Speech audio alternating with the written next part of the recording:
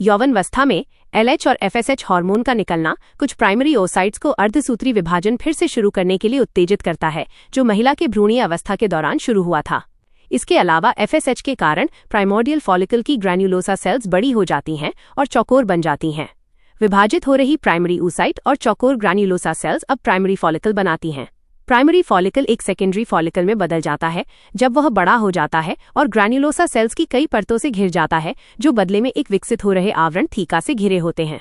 बाद में ये ग्रैन्युलोसा सेल्स एस्ट्रोजन निकालती हैं, जो ग्रैन्युलोसा सेल्स के बीच एंट्रम एक द्रव से भरी खाली जगह बनाता है। इसके अलावा आवरण स्पष्ट हो जाता है और दो परतों में संगठित होता है, थीका इंटरना और थीका एक्सटर्ना।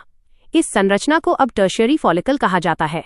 जैसे ही सेकेंडरी फॉलिकल खुद को टर्शियरी फॉलिकल में बदलता है, फॉलिकल के अंदर की प्राइमरी ओसाइट अर्धसूत्री विभाजन पूरा करती है, जो असमान होता है, और एक बड़ी अगुणित सेकेंडरी ओसाइट और एक छोटी फर्स्ट पोलर बॉडी उत्पन्न करती है।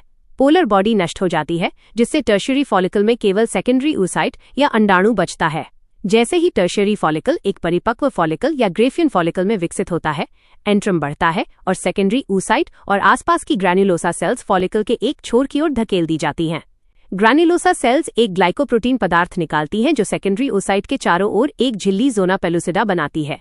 सेकेंडरी oocyte या अंडाणु ग्रेफियन फॉलिकल से तब जारी होता है जब वो शरीर में LH की अचानक वृद्धि के कारण फट जाता है। ये प्रक्रिया, जिसे अंडोत्सर्ग ओव्यूलेशन कहा जाता है, सेकेंडरी oocyte या अंडाणु को फलोपियन ट्यूब में रखती है, जहां वह शुक्राणु द्वारा निषेचन की प्रतीक्षा करता है।